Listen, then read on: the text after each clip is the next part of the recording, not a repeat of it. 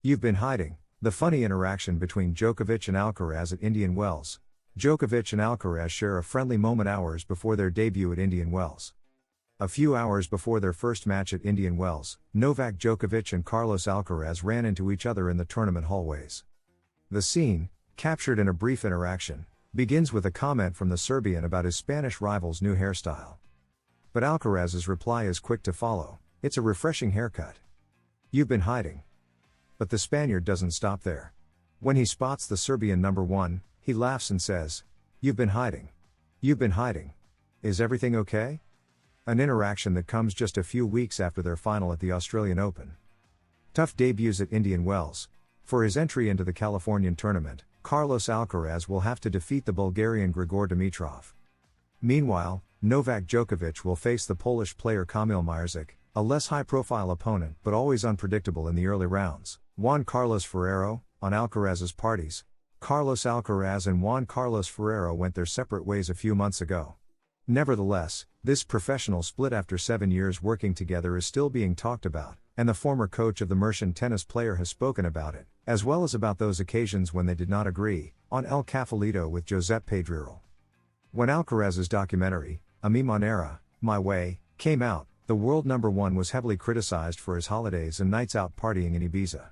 About this, Ferrero was asked by Pedrerol about the impact that the phrase in the documentary might have had, in which he doubted whether the Spaniard could become the best in history with his work ethic. "I have to make it clear that he always gave everything in training. There are very few players who can combine being professional with having a lot of fun off the court. Right now, I could still stand by that phrase, but it's true that he is proving that he can do it," Ferrero explains. Likewise, the former tennis player talks about the disagreements they had regarding rest after an important tournament. "When you start living a lot outside the court, very tempting distractions appear, because all those plans are very fun. It really surprised me and the whole team that after winning Roland Garros and making all those sacrifices, he would ask us for a week to do whatever he wanted. However, his concern was not about quality, my concerns were not about his level, because he has so much talent that with 2 days of training he is already at his best, but we were afraid he might get injured. But well, he is managing to distinguish when it's time to work at the highest level and when he can reset. I hope I'm wrong about what I said." Samu Lopez sees it as ambitious but possible for Alcaraz to win all 4 Grand Slams this year. The Mercian's coach reviews his first months as his main coach in an interview with the local outlet Aki in Vienna. "Dreaming is legitimate, always with your feet on the ground. Carlos has already shown that he can win several Grand Slams in a year, so the dream would be to go for all 4. For someone to say this is striking in itself, but if the author of the phrase is Samu Lopez, coach of the Mercian tennis player, it certainly carries much more weight." The replacement for Juan Carlos Ferrero at the head of the team that manages the professional career of the world number one has spoken with the local outlet Aki in Vienna and shared several insights about his pupil. "Dreaming is legitimate, always with your feet on the ground. Carlos has already shown that he can win several Grand Slams in a year, so the dream would be to go for all 4. It's ambitious, but possible. Above all, we want to arrive at the big events in the best possible condition and compete for them. Hopefully we can add more major titles, and if they are the 4, even better," says Alcaraz's coach in a double-page interview in this monthly publication from the Alicante town.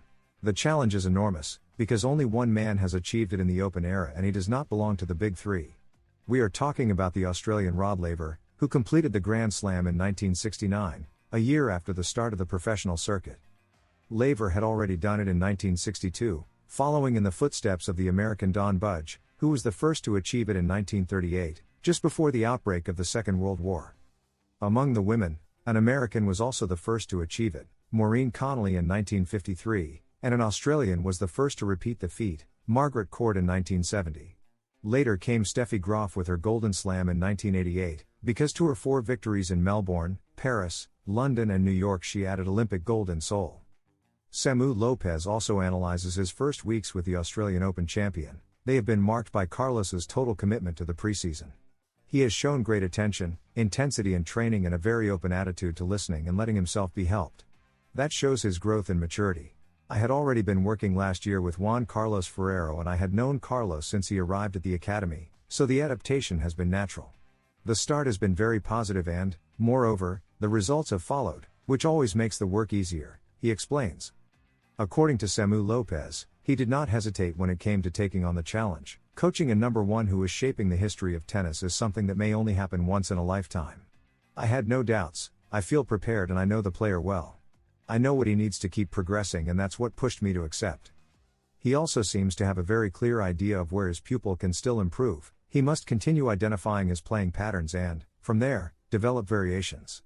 Sometimes he still gets lost in the order of those patterns, although less and less. It is essential to keep evolving in the serve, the return and the net game. Also in the passing shot and in the complete understanding of his style. The key is recognizing himself as a player and perfecting that model. The perfect tennis player, and thanks to Ferrero, the Alicante-born coach, recalls how he experienced the Melbourne final and how he advised Carlos after losing the first set. I told him to keep going, that he was doing things well and that the match was going to change. We adjusted some aspects on the return and varied the speeds. Little by little the match became balanced and eventually the momentum shifted. Samu Lopez also gives his opinion when designing the perfect tennis player. The first serve would be Novak's, the second serve Carlos's, the forehand Carlos's, the backhand Jannik Sinner's and the volley also Carlos's. We're keeping quite a lot in-house. Finally, in the interview with Aki and Vienna, he has words of gratitude for Ferrero. From Juan Carlos as a player and from the time we shared on the team, I've also learned a lot. I always try to listen and keep the best from every experience. Juan Carlos Ferrero responds to the possibility of training Alcaraz again. The renowned Valencian tennis player Juan Carlos Ferrero had El Cafelito with Josep Pedrero. The host of El Chiringuito and Hugones led a conversation in which the athlete touched on many topics, including his current situation with Carlos Alcaraz. It should be remembered that Ferrero was the coach of the Mercian tennis player for 7 years, until 2025. Both began working together in 2018, when the player from El Palmar was 15 years old and was crowned European champion. Their sporting relationship ended with 24 titles to the Mercian's name, including 6 Grand Slams and the world number 1 ranking. Beyond Alcaraz's trophies, there are also Juan Carlos's. The Valencian has been one of the most successful Spanish tennis players in history. He was number 1 in the ATP ranking, has 3 Davis Cups and 1 Roland Garros in 2003. Until now, the Valencian had not spoken about his current relationship with Carlos. However, after being asked by Josep, he left several remarks that shed a lot of light on his current situation with his former pupil. In one of the clips that the podcast El Cafelito posted on its social media, Josep asks Ferrero why he stopped following Carlos Alcaraz on Instagram, and his answer gives a lot to think about. I don't follow him because I need a bit of time to separate. Although if I open Instagram he appears everywhere anyway. So in the end I haven't achieved what I wanted, the tennis player explains while laughing with Pedrero. However, he wants to make it clear that his decision holds no resentment. I follow tennis accounts and tournaments and he appears anyway, but I didn't do it out of spite. Not at all, the Valencian states firmly. In another of the short clips published on the program's account, Juan Carlos answers one of the most relevant questions asked during the interview. If Alcaraz asked you to come back, would you return? Faced with this question, the tennis player remains silent and reflects. They say second parts are never good, but in some movies they are. I think deep down in my heart I wouldn't be able to say no, Ferrero reveals with a nostalgic look.